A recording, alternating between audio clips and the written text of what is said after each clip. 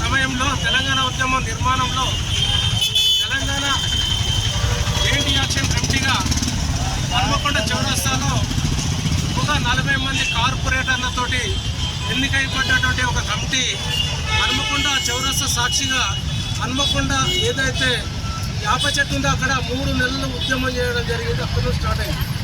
తర్వాతనే రాష్ట్ర committee Kodandaram sir ఆధ్వర్యంలో ఒక కమిటీ వేయడం జరిగింది.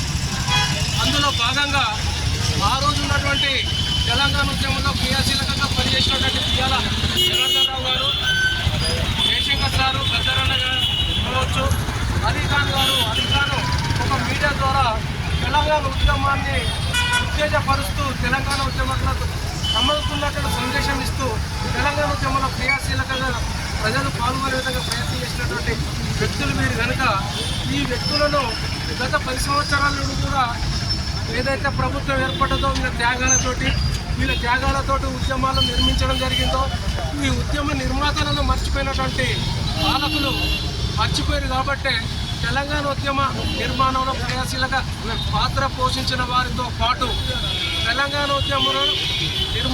ఉద్యమాన్ని నిర్మాణం చేసినటువంటి వ్యక్తులను ఒక కమిటీ ద్వారా నిర్ణయించాలని, ఆ కమిటీని రాజకీయాలకు అతీతంగా కమిటీని ఏర్పాటు చేయాలని ఉద్యమకారుల ఆకాంక్ష కోరుతున్నది. అదేవిధంగా తెలంగాణలో ఉద్యమ సమయంలో శ్రీకృష్ణ కమిటీ వేసిన తర్వాత విభజన హామీ చట్ట ప్రకారం మనకు ఒక కోచ్ ఫ్యాక్టరీ ఇస్తానని ఒప్పందంలో రాయడం జరిగింది. ఆ కోచ్ ఫ్యాక్టరీ కనుక మన వరంగల్కు శాంక్షన్ అయి ఉంటే వరంగల్లో ఉన్నటువంటి నిరుద్యోగ సమస్య మొత్తం తీర్చి భవిష్యత్తు తరాల్లో కూడా ఉద్యోగ అవకాశాలు కల్పించే విధంగా ఉండేది.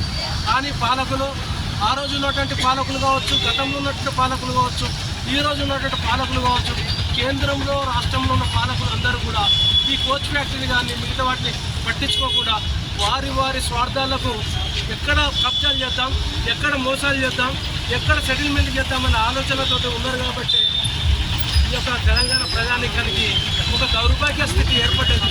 ఆ దౌర్భాగ్య స్థితి పోవాలంటే తెలంగాణ ఉద్యమకారులు మరో పోరాటానికి సిద్ధం కావాలని, ఆ ఉద్యమకారులను గుర్తించాలని, కళాకారులు ఎన్నో పోగొట్టుకుని ఎన్నో అవస్థలు పడి కుటుంబాలను నాశనం చేసుకుని ఉద్యమాన్ని నిర్మిస్తే వాళ్ళ పరిస్థితులు చాలా దౌర్భాగ్యమైన పరిస్థితులు ఉన్నాయి. కాబట్టి వాళ్ళందరినీ ఆదుకోవాలని ఓన్లీ ఒక ఐడెంటిటీ కార్డు, హెల్త్ కార్డు ఇచ్చి వాళ్ళకు ఉద్యోగ అవకాశాలు కల్పించి ఉద్యమకాన్ని గుర్తించి, అదేవిధంగా మన నిరుద్యోగ సమస్య అధ్యయనానికి అన్ని డిపార్ట్మెంట్ ఉన్న ఖాళీలను భర్తీ చేస్తే తెలంగాణలో ఉన్నటువంటి అన్ని శాఖల మన ఉద్యోగాలను నిర్మిస్తే ఈరోజు ఉద్యోగ అవకాశాలు అందరూ కూడా దొరికితే నిరుద్యోగ సమస్య ఉండదు. కానీ ఇలా ప్రైవేటు సంస్థలకు పోతే 10,000, 12,000 మరి వాళ్ళ పరిస్థితి ఏంది అనేది ఆలోచిస్తే మనకు అర్థమవుతుంది.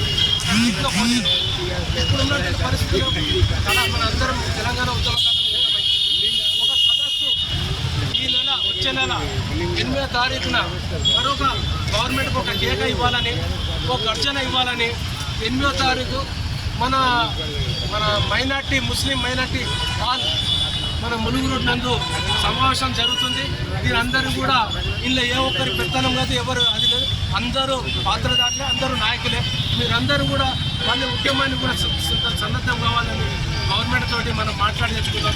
మనం కొత్తగా అడిగింది కాదు, వాళ్ళే మేనిఫెస్టో పెట్టి ఉద్యమకాలను గుర్తిస్తాం. మనం ఎట్లా గుర్తిస్తాం అనేది మన ప్రశ్న.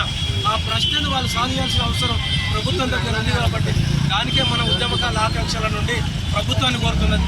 ఆ ప్రభుత్వం కూడా అతి తొందరగా నిర్ణయం చేస్తే బాగుంటుందని మేము కోరుకుంటూ ఈ అవకాశం ఇచ్చినటువంటి ఉద్యమకారులందరికీ ధన్యవాదాలు తెలియజేస్తున్నాను.